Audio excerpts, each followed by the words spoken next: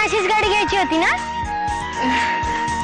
हो, पण ती माझ्या हिमतीवर. यांना वाटतंय मी म्हणजे पाताळ यंत्री बाई आहे.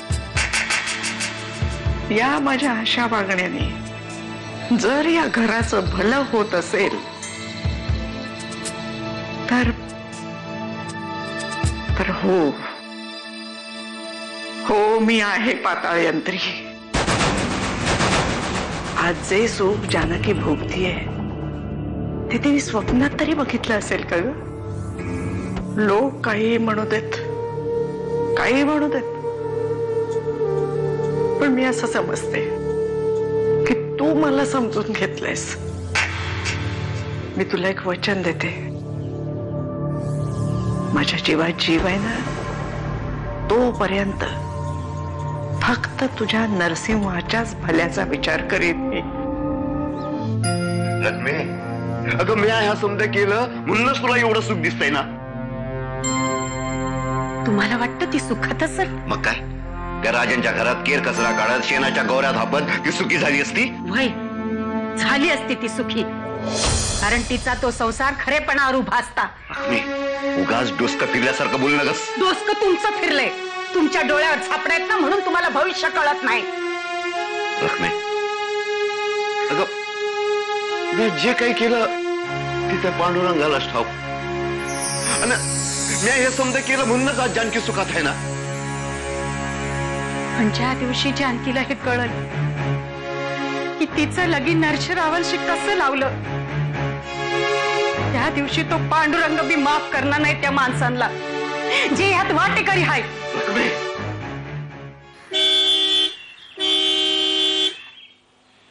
लक्ष्मी, आले आले.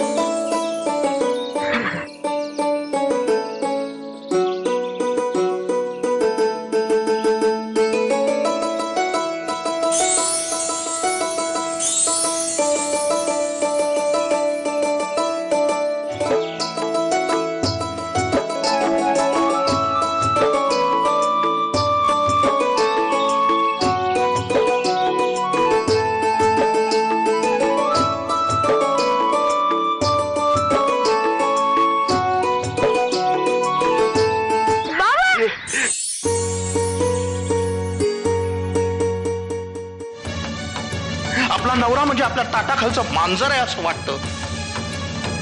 इतर सगळेजण फालतू, आपण तेवढ्या काय ते ग्रेट असं जिला वाटतं ना, तिला ह्या घरात काहीही स्थान नाहीये. अरे किती चिडचिड, शांत हो. पहिल्या तुझं चुकलं असलं तर माफी माग.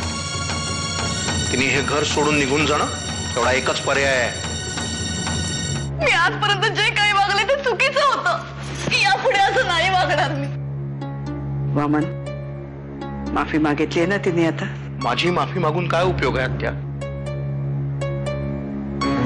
तिने माफी जानकीची मागायला हवी आहे. मी आणि त्या मोलकरणीची माफी? बघ बघ, ही भाषा बघ. जोपर्यंत हिच्या तोंडात ही भाषा जात नाही ना आत्या, तोपर्यंत बस. मी नाही वागणार पुन्हा अशी. आणि एक, यापुढे पुन्हा मला कधीही मी माहेरी जाते अशा धमक्या द्यायच्या नाहीत.